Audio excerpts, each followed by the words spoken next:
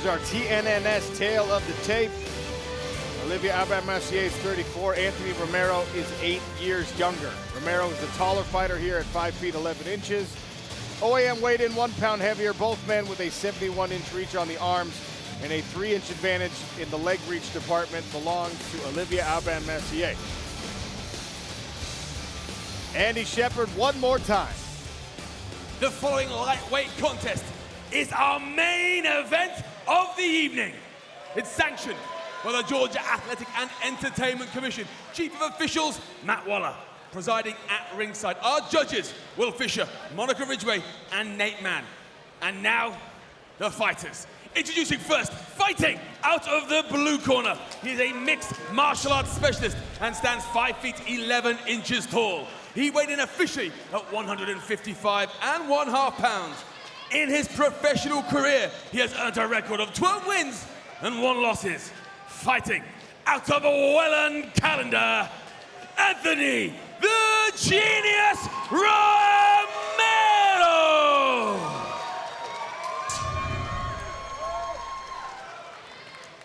And his opponent, fighting out of the red corner, he is a Brazilian Jiu-Jitsu specialist and stands 5 feet 10 inches tall. He weighed in officially at 155.5 pounds. In 23 professional fights, he has amassed a record of 18 victories and 5 defeats. Fighting out of Montreal, Quebec, Canada, he is the 2022 PFL World Champion, the Canadian Gangster, Olivier Aubin-Mercier.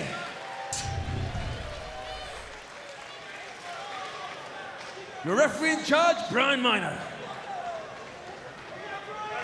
Brian Miner to oversee the main event action, equipped with the ref cam. Olivier Aubin-Mercier in the red trunks, Anthony Romero in the gray. You ready? Romero will be looking for a finish to earn himself a spot in the playoffs.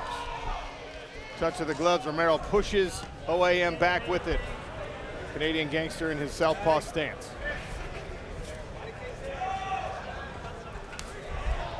Romero said in the fighter meetings he wants to test his striking. He wants to get into Olivier's face and try his striking. He feels like he might have an advantage there.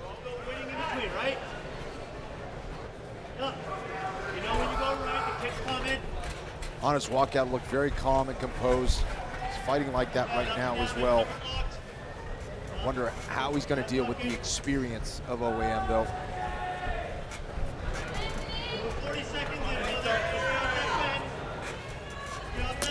Oh, big body kick there from Olivier Aubin-Mercier. You gotta start going first.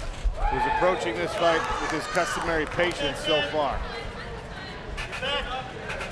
Yep, get some space. Yup. Feint. That first set's gonna be yours. Off that fence. Yup. Feint. Oh, right hand landed there for Hey, you're just OAM. hanging around, that's all. We see he's You developed just some missed by an power inch. in that check hook. Knocked out Don't Stevie Ray with it for a championship a season ago. Feint. High kick attempt there from Anthony Romero. There's an uppercut from OAM. Just missed with the hook. Go back to that. You can stab, you can feint. Yup. Just flip it up when you're half inch off. Oh, wow. That hurt OAM. OAM a little bit of trouble there.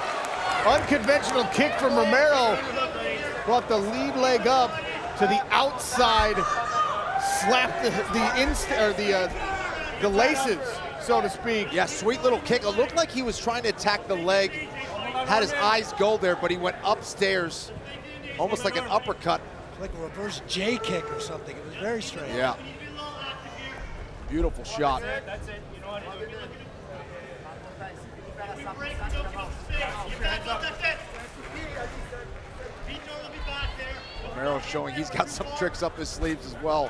You wonder if that chest-to-chest clinch gave Olivier Aubin-Mercier the time he needed to recover, though. And there's that searching hook again from the Canadian Gangster. Hands up. That center line, buddy. That center line was ducker. We talked about this. Let's go.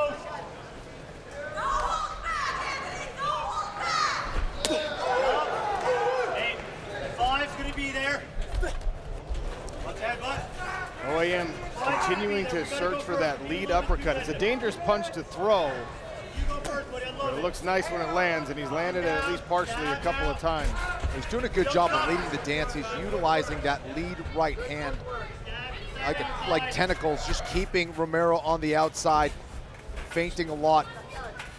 Delivered a straight left right down the pipe there, and then ducked under the overhand left from Romero. And the size advantage is significant as well. How does he make 155? I mean, he looks amazing. like he looks like a welterweight out there. Oh, nice uppercut there. Punishing Follows with shots the here. hook. Oh, There's an heavy overhand shots. left, yeah. Anthony Romero's going to have to try to find a way to switch this up. Can't stay on the outside. There's the head movement he needs.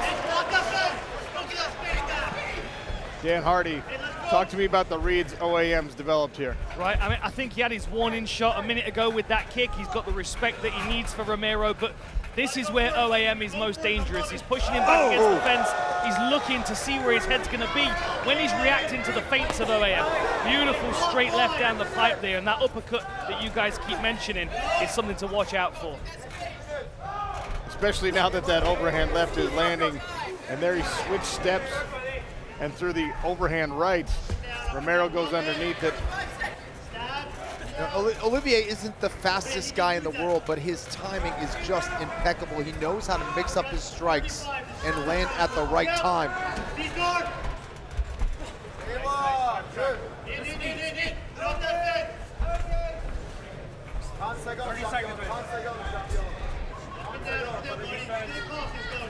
And Olivier is just seeing everything coming from out of Romero now.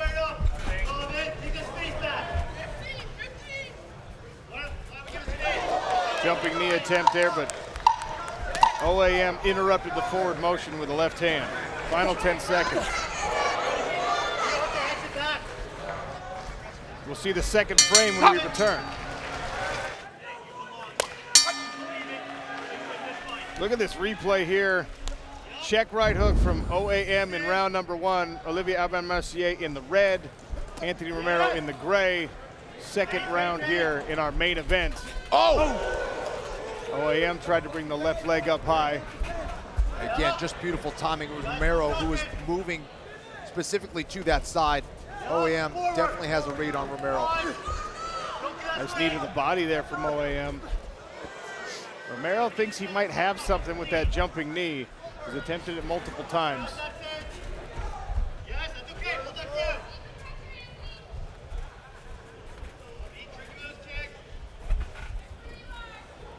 Aubin-Mercier faked that left hand and brought that foot up and that knee up, using the pattern of landing that left hand a few times to now set up the hand or the foot of the knee. There's the straight left again for OAM. Romero continues to circle to the outside, gets himself pinned up against the cage.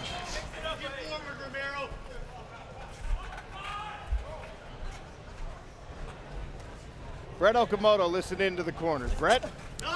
Yeah, thank you, Sean. I'm really enjoying listening to Anthony Romero's corner. Very, very technical advice, but three things mostly coming out of him. Don't duck. You're ducking a little bit too much. That's causing a habit. Be first. Come forward. And then also, just you belong. You belong here. Believe that. Believe that, which is a big deal here because he is fighting a guy that we've been saying all week, the face of Canadian MMA. But his coach wants him to believe you are here for a reason. Go out and win this fight. They believe in him. Thank you, Brett Okamoto. We continue the same dance we saw in round number 1.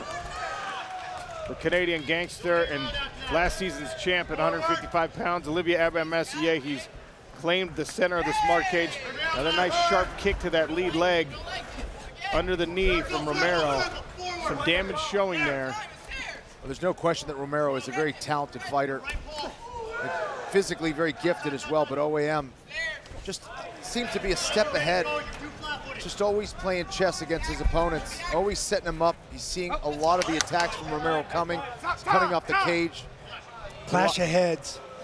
Or might have been an eye gouge. It looked like a clash of heads to me. They both leaned in at the same time, clashed heads. Gotcha.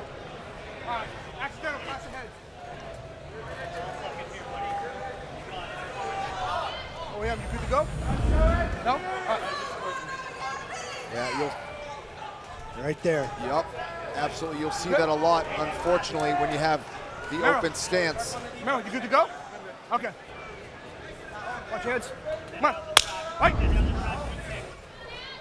We restart halfway through round number 2. Final playoff spot in the lightweight division up for grabs here. Romero misses with a kick, tries the spinning back fist. Yep, circle. You get clinch and circle. Doing a better job with the timing, getting underneath the punches of Olivier Aubin-Mercier here in round number 2. Romero, very tricky. Got to watch out for him. He's still very dangerous. Get a little ugly now, buddy. You're not doing well when you're backing up. Put down game. You gotta pull to your right. OAM finding a home for that left hand a couple of times in a row there. Throwing it one at a time against someone as tough as Anthony Romero might not do the job. You're gonna go to the right. Shane Burgos watching. Obviously, the outcome of this fight could depend on whether he gets into the playoffs or not. Both Romero and OAM are looking for that cross as they get off center line. There's another headbutt. Stop, time. Looks like I might have cut Romero. Romero's got some blood on his That right corner, cheek. Right there. Right there. Almost looked like it was the top of his head No, I on need the you away from your jaw corner over here. of OAM there. Hey, this is gonna happen. Got him Your in the left hand, nose. right? Yep, right in the nose. His head was directed to the inside by the swinging arm of Olivier Aubin-Mercier. So, I mean, it's just an unfortunate accident. There's nothing illegal or nefarious going on there. OAM actually knocks Romero's head into his own forehead. You good? No, you good? All right. Again, righty versus lefty. Watch your heads coming in. All right, second time. Let's go. Come on. All right. 90 seconds remain here in round 2 on the restart. Nasty body kick there. And a sharp jab from OAM. Bring your feet with you. Get your square. Again. Let's go. Stop. Time. Another stop. They both duck. They both change levels at the same time, and the heads It's no come one's together. fault. You both are coming in, all right? So listen, hey, we got to fight through it. You okay? Yeah, I'm good. All right? All right. Hey. Stay away from your corner. Look, it's no one's fault. You guys are both coming in, right? A righty versus lefty, it's happening. But you guys both of you need to watch your heads, okay? All right. You both Great need to job watch by your the heads. referee there. He Right? understands the situation with the fighters in the open stance. Switch kick there for Romero. Tries that crescent kick again that landed in round number 1. Bring your feet. Don't hang around after. Come in. Damage showing under the eye of Anthony Romero. And there's another left hand from OAM. And I think that's what Romero needs to do when he's looking for that right hand cross down the middle. He's got to finish with that left hook. That's where he can maybe surprise OAM and catch him. This time OAM tries the switch knee. Get back that cap. I love that, brother. I love that. Coming up next on ESPN Sports Center. Counter punch or we get out. We'll take a close look at the #1 pick, Victor Wembanyama. 2 first-round picks came out of this very building. The Thompson twins, both top 5 picks out of OTE. Let's go. Romero doing a much better job of backing OAM up. Final few seconds of round number 2. Round 3 when we return.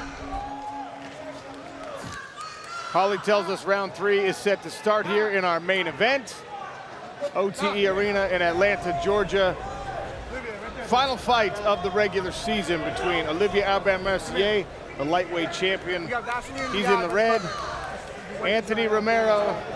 Anthony Romero got Vaseline in his eye on the break. And as it went to go to blink and start the round, he was having trouble seeing because of the Vaseline in his eye. You good to go? All right, good? All right. Hey, watch your head coming in. Watch your head. Let's go. Romero says he's good to go. Round 3 underway here. Yes. Combination from Romero, trying to sneak through the guard. Nice jab again from the Canadian gangster. Little slip there from OAM. You also wonder if those calf kicks are taking effect on OAM. Oh! Ran right into it! The left leg, and then dropped the right hand to finish it. The Canadian gangster with the third round finish. Referee Brian Miner calls a halt to the action at 28 seconds of round number 3, declaring your winner via knockout and clinching his spot in the 2023 PFL playoffs, Olivier Aubin-Mercier. Ladies and gentlemen, I'm here with your winner for the Celsius post-fight interview. That was spectacular. That was really, really nice. He was a tricky opponent, constantly moving, giving you different looks. How do you keep you calm in these situations when you've got someone so lively like that? First and foremost, Bonne Saint-Jean, tabarnak! So yeah, the guy was tough and he was really tricky. He actually got me in the first round, and I was like, okay, I have to go, keep going. And I was touching him a lot with my straight, and he was not going down. And he's a really tough kid, and he's gonna go far. I think he's a really, really tricky opponent. He missed some stuff technically, I find right now, but he's 24, so at some point he's going to be really, really good. You feel like your experience paid off tonight, do you? Yeah, I felt he was a little bit scared. And I tried to use that, to push him against the cage. And at the end, I mean, I knew the knee was there, but I was not able to get in, and at the end, I feel like it's sweet, but at the same time, I feel a little bit bad, because it's such a young prospect, and you don't want that to other Canadian fellowship, And of course, you're excited because you got the finish, but in an hour or so, it's going to sink in that you're going to be fighting again very, very soon. How does that feel? What's the thought process like? Feel bad, but I'm going to do it. But I'm going to take 2 weeks off. I think he got me good, actually, the kid. So I have to take a little break. And you know what? My fight was a real fight, even though it was a Canadian. It was not my friend, but still, it was not a sparring. Like a little, you know what I mean? I know exactly what you mean, my friend. That was very impressive. I think you need a belt for the other shoulder as well. Congratulations, ladies and gentlemen, Olivier Aubin-Mercier.